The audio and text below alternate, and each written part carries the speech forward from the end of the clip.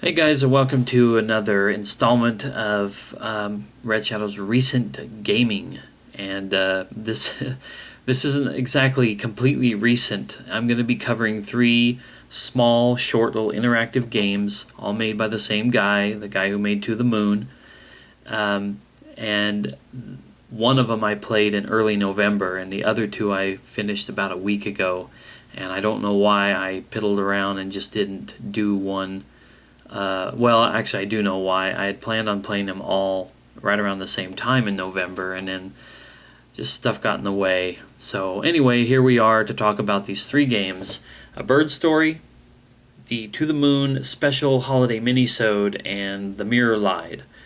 These are all three games done by Freebird Games, which is basically helmed by Kan Gao. He was the gentleman who created To the Moon and these three games and some other works, I'm pretty sure. But To the Moon was a phenomenal game, still an emotional pile driver for me, still something I could go back and play or watch people on YouTube play that I just love. And it was great to play some games that visually looked very similar, and even in some ways, obviously like the To the Moon Special Holiday Minisode, they have ties to the Moon. So I think I'm going to talk about these in a certain order so as to, I don't know, in my head it will make more sense this way. The first game I want to talk about is this game called The Mirror Lied. Basically, I'm pretty sure, correct me if I'm wrong, I haven't really done full research on this. I'm just kind of going off of some sketchy memory. But I believe The Mirror Lied came out even before To the Moon. But it basically has nothing to do with To the Moon. It's done in the same graphical style, similar kind of control scheme, pointing and clicking to move your character and interacting with things. And it has this story to it that it was really hard for me to understand it. I don't even understand it to this point. But you basically were playing as this girl. She's in this house, and you go around, you interact with a few things. Every once in a while, the phone rings. There's a computer that you have to get a key card for so that you can access the email. And you're getting these messages, and this person keeps referring to a birdie, and it's stuff about doing this and that for birdie, and eventually it's telling you not to trust birdie. And in the end of the game, part of the house is caught on fire, your bed crashes through the floor, you've watered this plant enough that you can now climb it and basically exit to the roof of the house.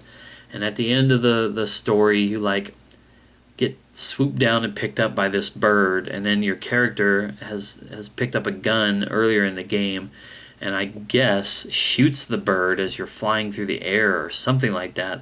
I don't know. Mindfuckery was going on with me. I was so into it, but I don't really understand much about it. I did catch on, though, to two little motifs that have popped up now in a lot of the work by Kan Gao, and it has to do a lot with kids who don't seem to be in the company of their parents or adults.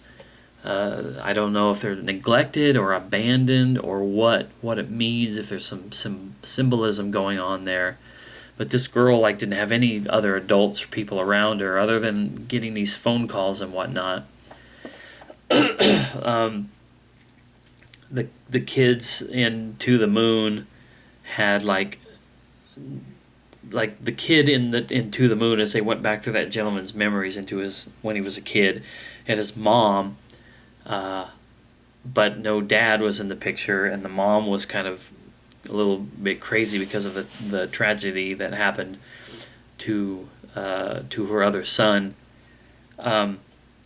In A Bird Story, the parent is, or a parent or guardian is there, but is never there when the kid is home after school and whatnot.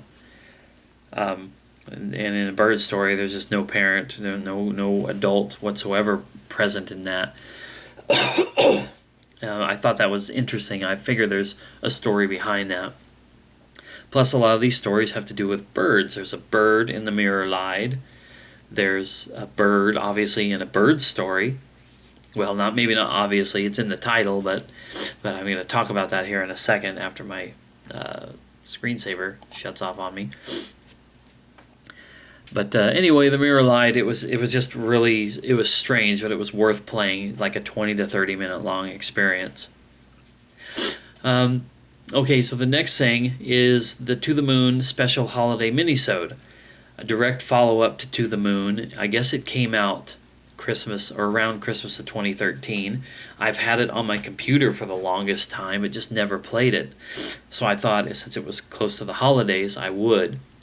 And it seems to follow up on Eva and Neil and the Sigmund Corporation that they work for, the corporation that makes it possible for them to go into people's memories and manipulate them and grant them some final wish as they are, preparing to die, basically. But what was interesting about it was they depicted the Sigmund Corporation as not being very well received by the general public. They are being protested. You don't see or hear anything about why they're being protested. My thoughts were, if if such a thing did exist, if such a company was able to go in and do that to your memories, there would probably be people out there who would complain that you're playing God, or you're tricking people, you're not really granting wishes, you're just fooling them into thinking that you did. And it's sort of like the way people nowadays have complained about stem cell research and playing God and cloning and all this kind of stuff. So that made sense if that's what it was for. But like I said, they don't really ever show you. Otherwise, the story just seemed to be kind of checking in on Neil and Eva, or Ava.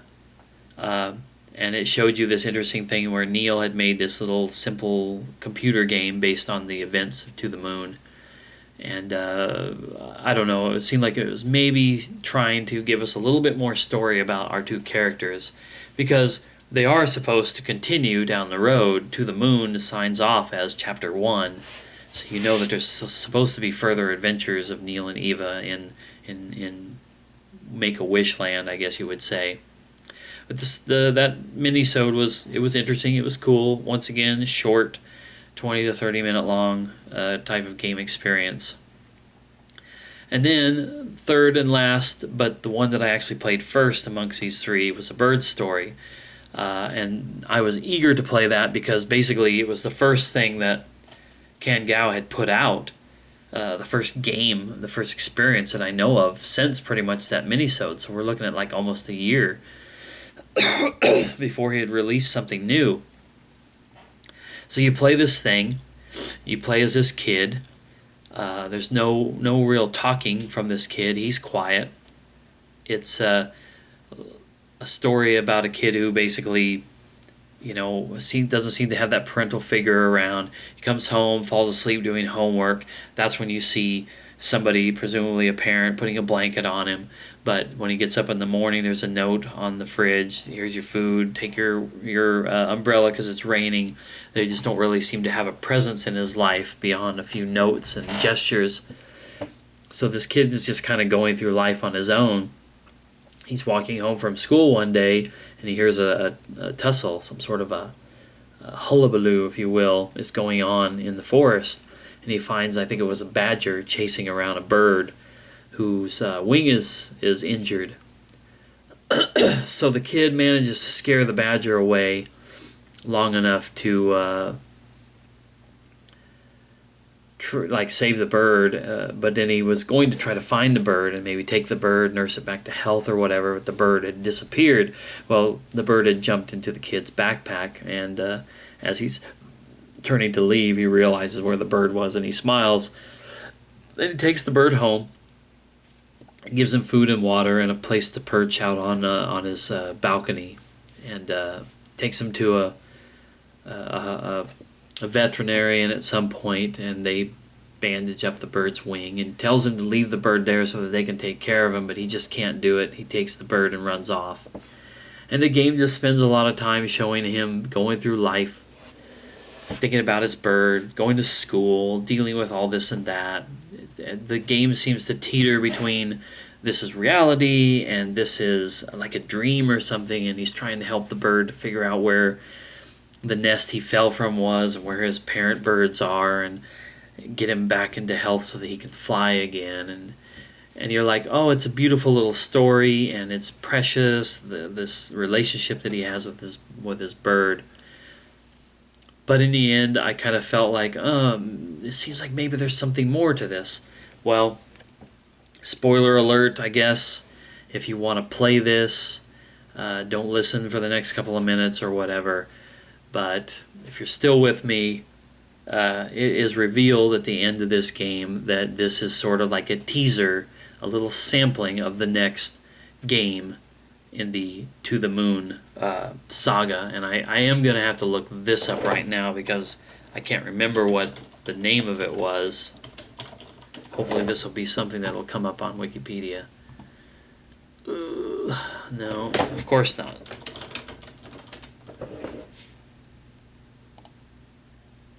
Alright, maybe we'll get something here.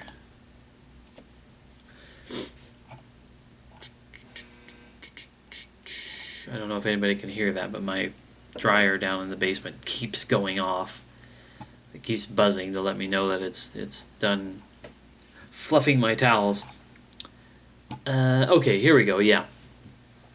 At the end of A Bird Story, a screen reveals that this boy will be the patient in To the Moon sequel entitled Finding Paradise. The game is scheduled to be released one day. We don't know when it's going to be released. That's fine. I know that that's kind of how it has worked with these games. But I'm just glad that there's going to be something new because I love this series. I love the potential of it. I love the very cool and interesting way that it tells a story, has humor and all that kind of stuff. I love To the Moon. I've talked about it already. But I love that this little sampling was giving us our next taste. I hope it lives up to the Moon. It may not, but I just... Ken Gowdes has a way of writing some pretty incredible little stories and amazing little characters. So I'm looking forward to it greatly. If you love To the Moon, if you're still watching this or whatever, and you haven't played A Bird Story or the other two games I mentioned, play them, check them out, and then be ready for Finding Paradise because we're going to have that someday soon. So anyway, that's my most recent gaming completions. I just did a video about 2014 and 2015 gaming for me. I hope that 2015 is going to bring me a whole bunch more opportunities to do these videos because I love games, and I'm really, if I had to make any kind of a resolution whatsoever at all, it's to tackle this stuff back here, these movies, these games, get into them. I own them. I paid money for them. I've got working consoles and Blu-ray players, and it's time to just jump in head first and kick the ass of this backlog that I have. So anyway, that's that. Thank you for watching. See you next time. Have a good night.